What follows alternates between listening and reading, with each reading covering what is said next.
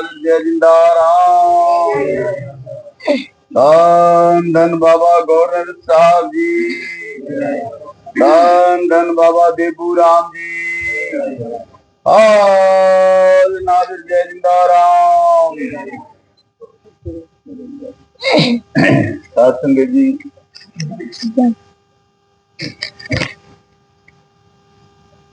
आइया संता बेनती करी जाती है भाई, हमारे जो कॉलोनिया के लोग हैं, जो बाबे गौर साहबा के बाकी लोग हैं, उनको ज्यादा से ज्यादा पहुंचना चाहिए।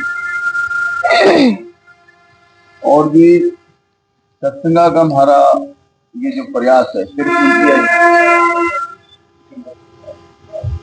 हम सिर्फ उनकी यादा हम बैठते हैं, उनको याद ताजी करने वास्ते इन्हीं शब्दों से, इन्हीं सत्संगों से आत्मा की मुक्तिया की बात भी आई जाती है।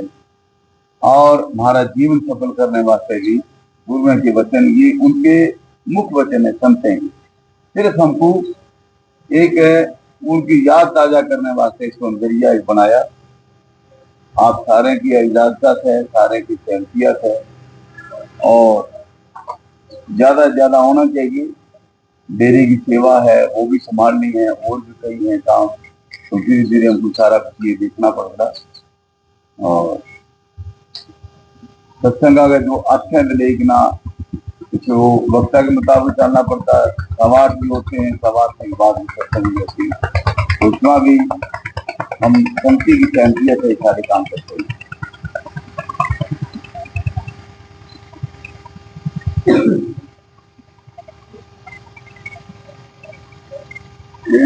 बेनती है भाई, आप बिल्कुल एकांत मन होई कि ना, शांत होई कि ना, हमको गुरुआ की हाजिरिया बैठे हैं, तो एक एक शब्द का इसका हमको फायदा उठाना है, और सत्संगा का काम जो की कार्रवाई वो शुरू करते हैं।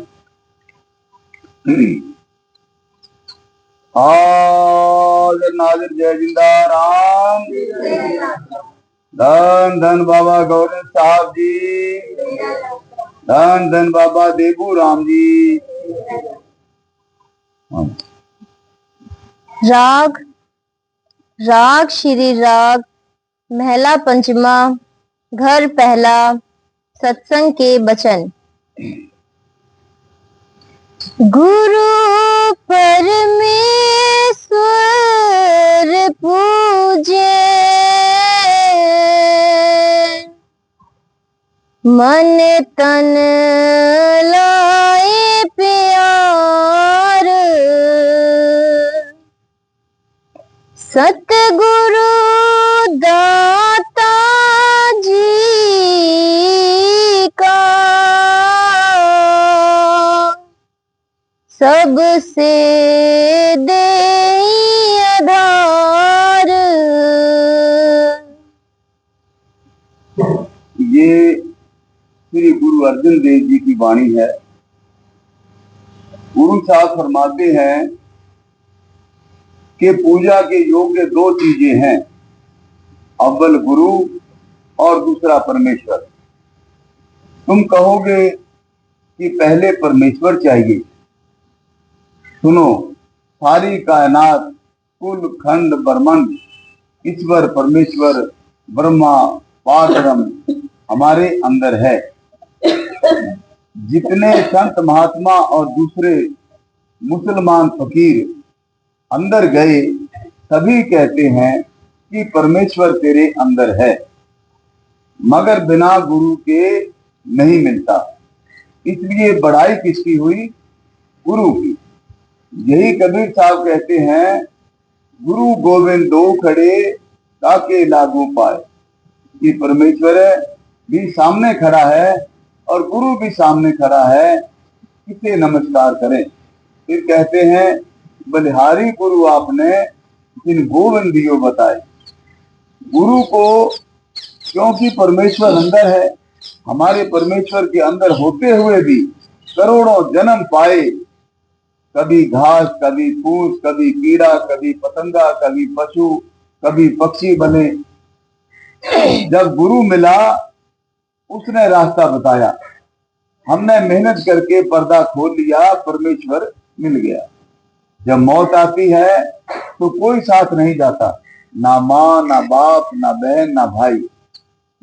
जो ये देह है किराए की है, ये भी खाली कर देनी है। अगर साथ जाने वाली कोई चीज है तो गुरु है।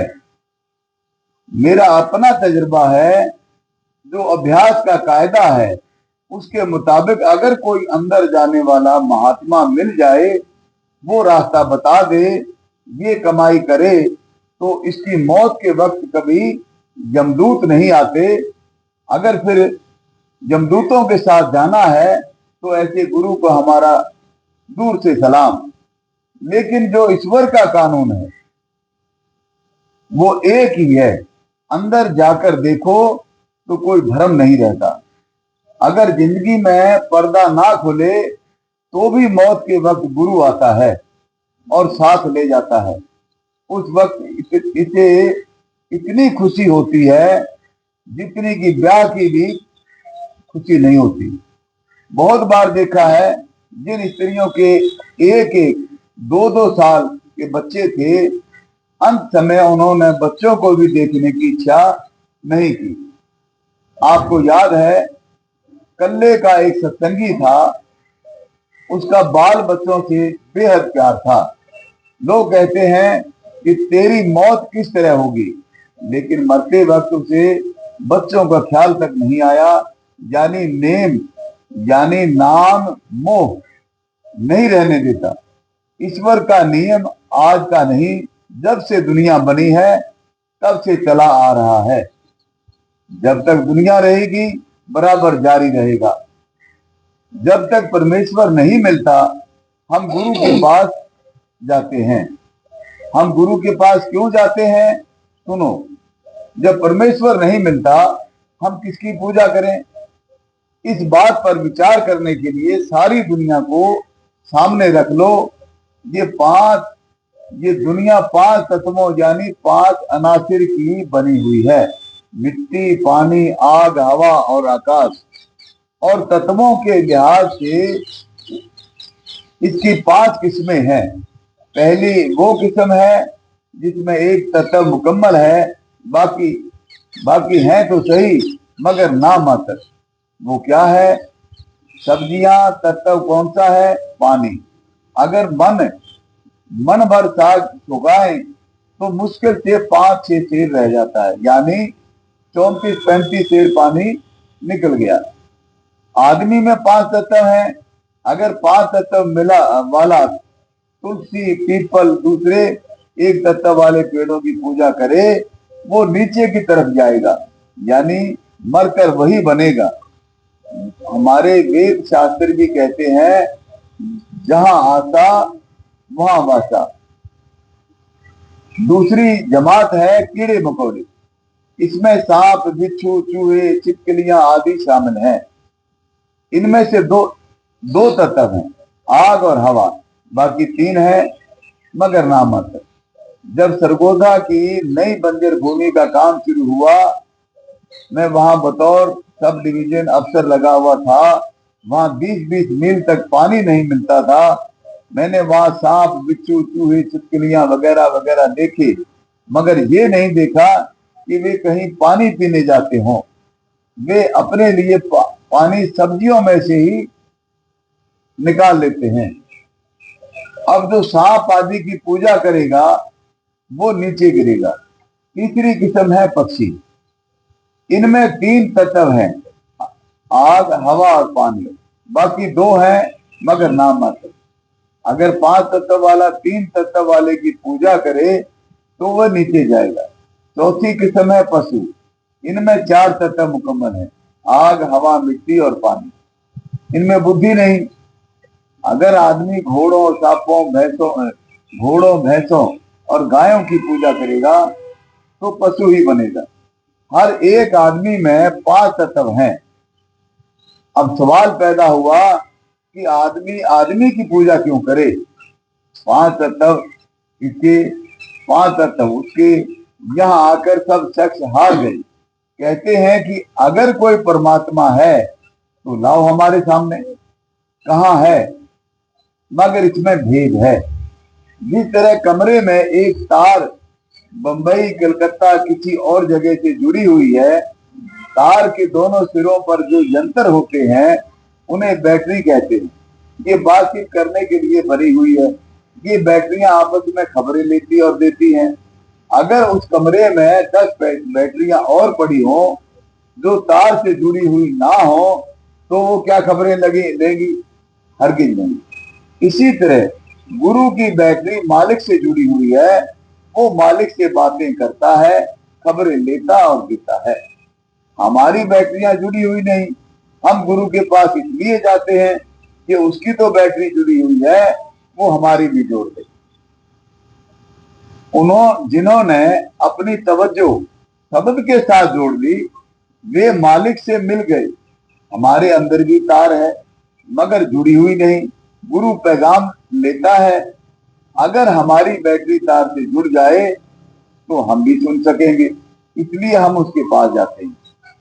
अगर वो पहुंचा हुआ महात्मा है तो वो ये भी नहीं कहता कि मैं गुरु हूं। वो कहता है कि आप मुझे दोस्त समझ लो, बड़ा भाई समझ लो। जब अंदर जाओगे, नजारे देखोगे, तब जो मर्जी कह लेना। ऐसा गुरु जीते जी भी साथ है और मौत के वक्त भी साथ है। फिर उससे बढ़कर हमारा रिश्तेदार कौन है? कोई नहीं। गुरु हक की कमाई पर गुजारा करता है। अगर हम उसे कुछ देना चाहें तो वो कहेगा कि सत्संग में, लंगर में या किसी और सेवा में खर्च कर दो ताकि तुम्हारा धन सफल हो जाए, मगर अपने लिए कुछ नहीं लेगा। कबीर साहब ने सारी उम्र ताना बाना बुना, नामदेव जी ने कपड़े रंग कर गुजारा किया, कई पैगंबर भेड़े चराकर गुजारा करते रहे। गुरु नानक साहब जी ने तो यहाँ तक ताकीद की है, गुरु पीर सदाए मंगण जाए, ताके मूल न लगिए पाए, घाल खाए किस हतो देई, नानक राह पछाणी थे। अगर कहीं मांगने जाता है तो वो गुरु नहीं। फिर वो क्या करे? आप मजदूरी करें, दुकानदारी करें, खेती बाड़ी करें और कोई काम करें, अपने बाल बच्चों को पालें, फिर संगत की सेवा करें। इसलिए पूजा के लायक दो ही हस्तियां हैं, एक गुरु, दूसरा परमेश्वर। सतगुरु की कृपा से हमें रूहानी मंडलों पर जाना है। गुरु अंगद देव जी फरमाते हैं, जे सो चंदा उगवे सूरज चढ़े हजार, ऐसे चानन होंदिया गुर बिन घोर अंधार। इस दुनिया में लाखों करोड़ों सूरज चंद्रमा चढ़ जाएं, जहां रोशनी हो जाएगी, लेकिन जब आंखें बंद करो अंदर अंधेरा है। तो जब तक सतगुरु नहीं मिलता तब तक अंदर रोशनी पैदा नहीं होती। इसलिए हमारी पूजा के काबिल गुरु और परमेश्वर है। गुरु को तो हमारी मोहब्बत की जरूरत नहीं, उसका अपना प्यार मालिक से लगा हुआ है। वो कहता है आप भी मालिक से प्यार लगाओ। हाँ जी। सतगुर बचन कमाणे,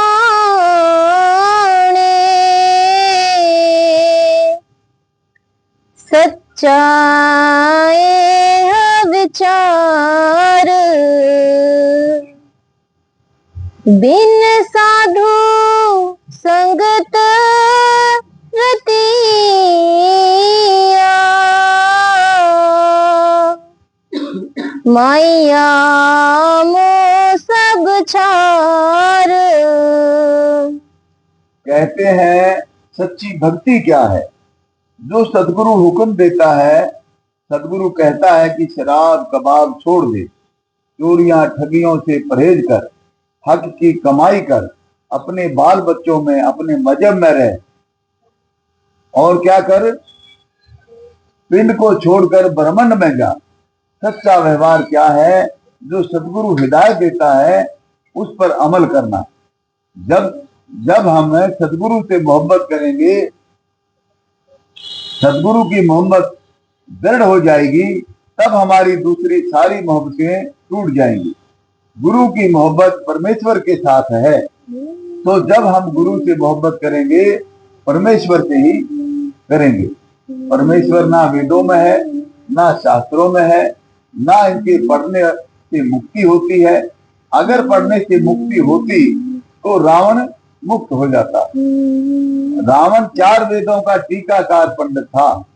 रावण के वेद भाष्य के मुकाबले में कोई वेद भाष्य नहीं था, मगर उसकी करतूत क्या थी?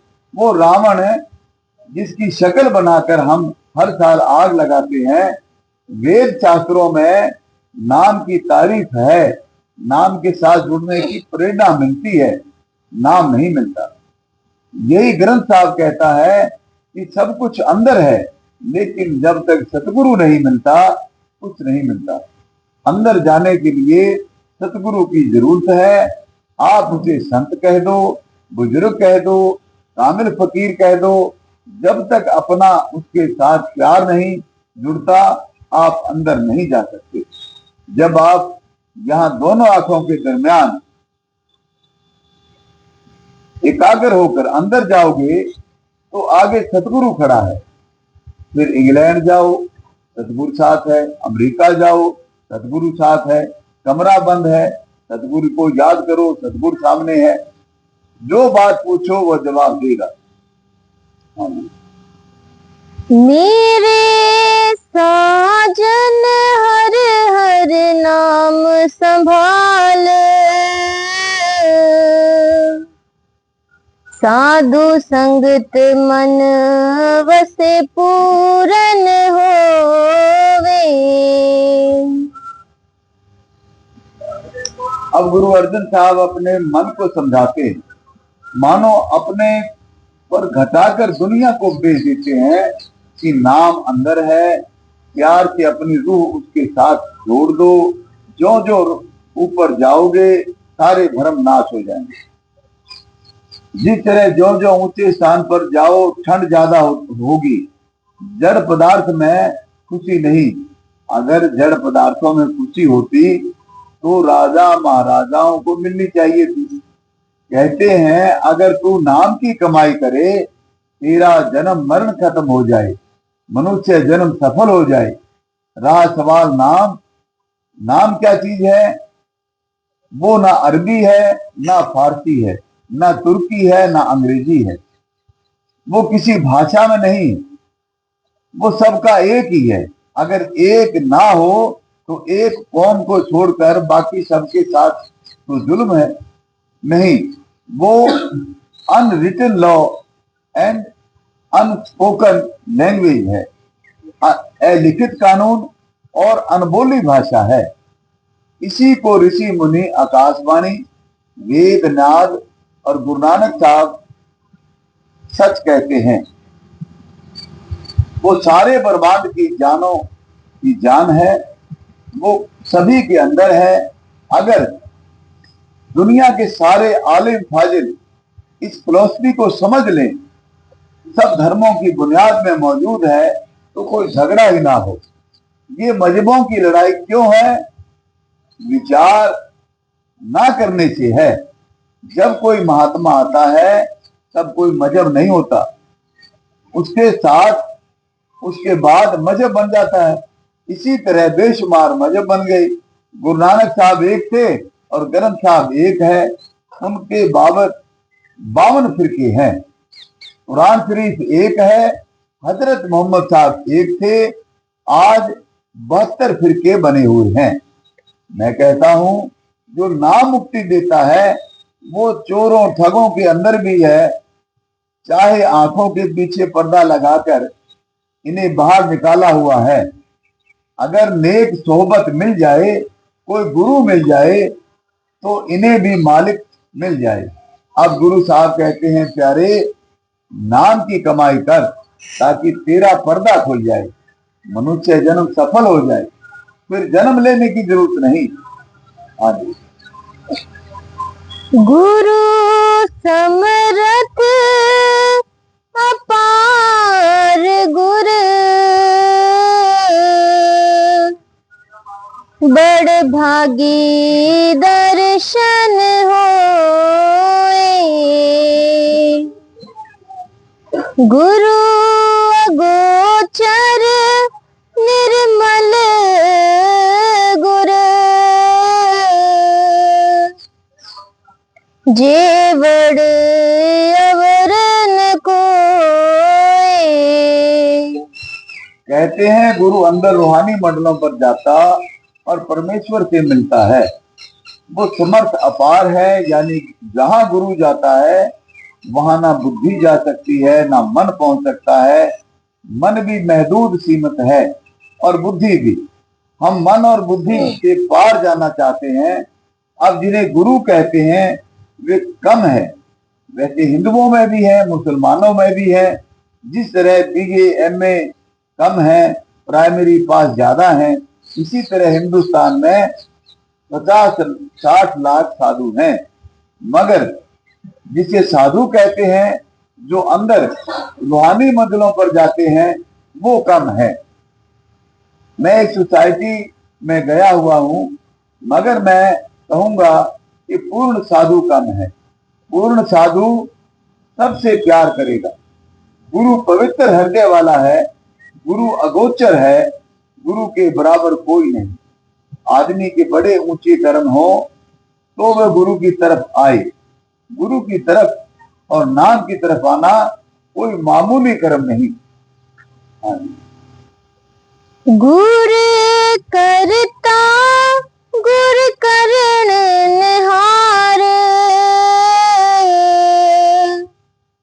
गुरमुख सच्ची सोए। गुर ते बाहर किछ नाही गुर की तालोड़े सो होए। जिस तरह कतरा बूंद में मिलकर समुद्र हो जाता है, उसी तरह गुरु अभ्यास करके ईश्वर से मिलकर ईश्वर हो गया। उसका ताल्लुक ईश्वर के साथ पैदा हो गया, लेकिन बाहर से हमें मनुष्य नजर आता है। जब हम उनसे पूछें कि आप कौन हैं, तो वो कहेगा कि मैं भी मनुष्य हूं। लेकिन जो जो हम उसके साथ प्रेम करेंगे, त्यों त्यों हमारे अंदर निम्रता और शांति आ जाती है। इस संसार से केवल इंसान निकल सकता है, बाकी कोई नहीं। वो भी कौन सा? जो किसी कामिल गुरु के पास जाए। जब ये उसके पास जाएगा, वो कहेगा भाई मैं भी अंदर जाता हूं, तू भी अंदर चल। ना दुनिया का काम काज छोड़, ना बाल बच्चे छोड़। लेकिन बहुत से लोग शिकायत करते हैं कि भजन सिमरन करें तो दुनिया के काम रह जाते हैं। मैं कहता हूं कोई हर्ज नहीं होता, करके देखो। भजन अपाहिजों और बुजदिलों का काम नहीं है, ये सूरमे और बहादुरों का काम है। हाँ जी।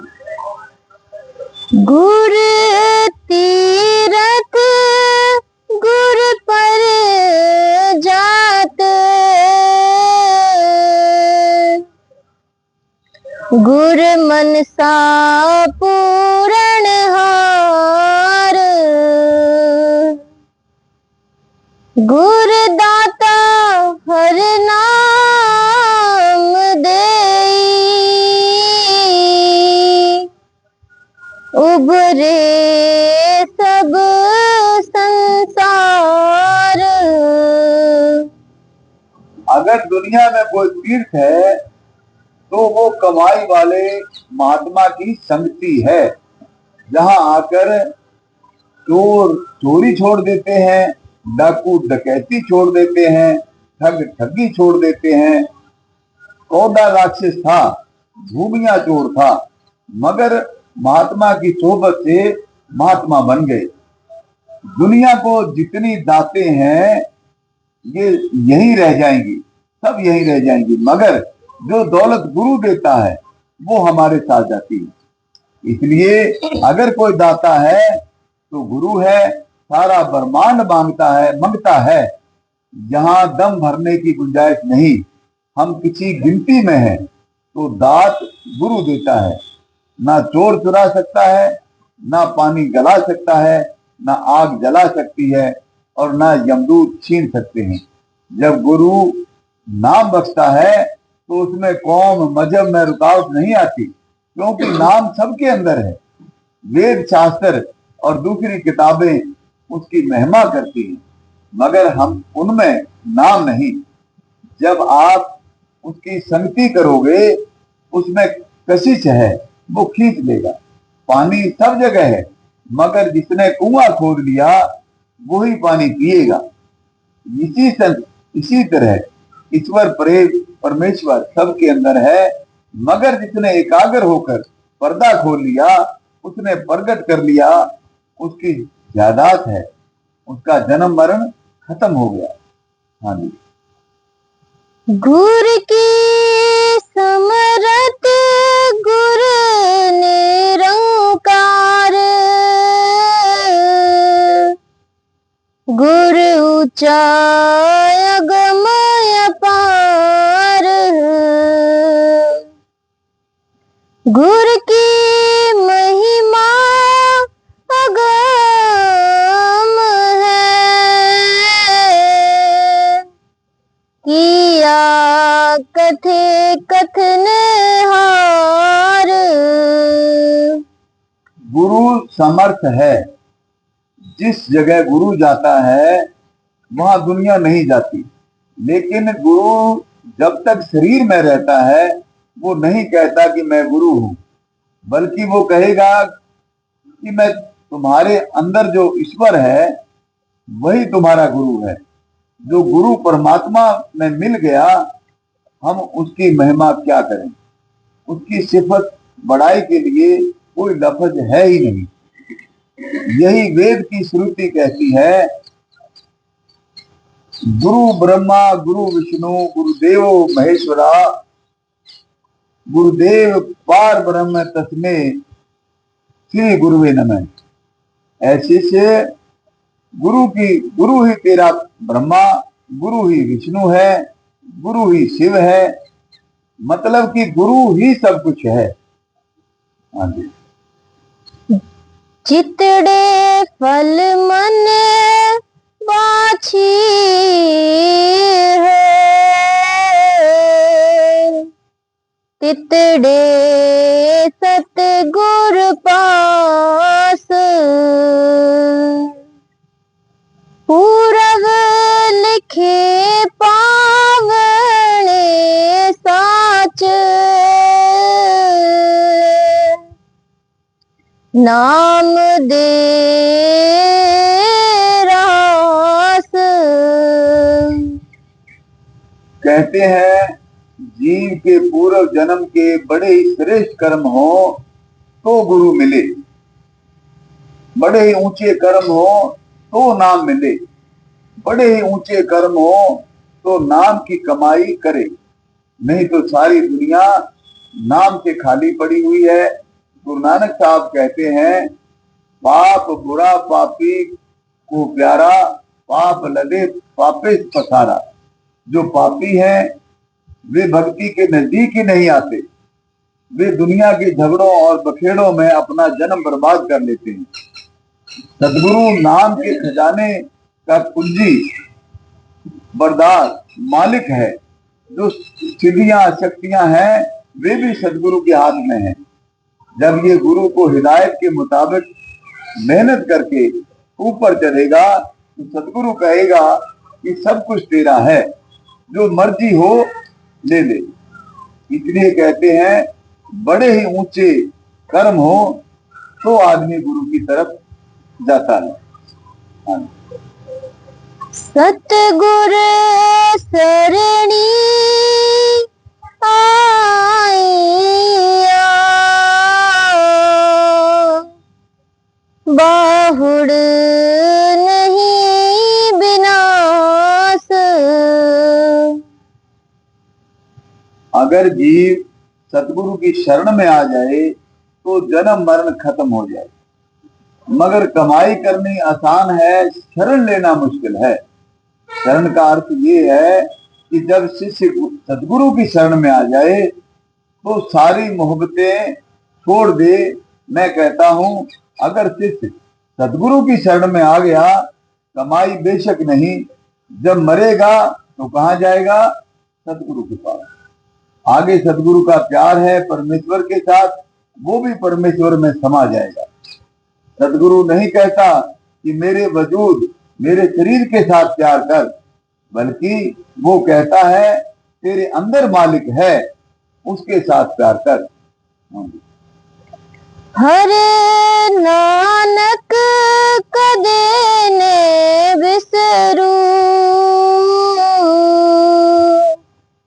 एह जीव पिंड तेरा सास। अब गुरु साहब सब कुछ कहकर प्रार्थना करते हैं कि ऐ मालिक, ये तन मन धन सब कुछ तेरा है, मेरा ध्यान तेरे चरणों में लगा। राधा स्वामी जी, आज नागर जय जिंदा राम।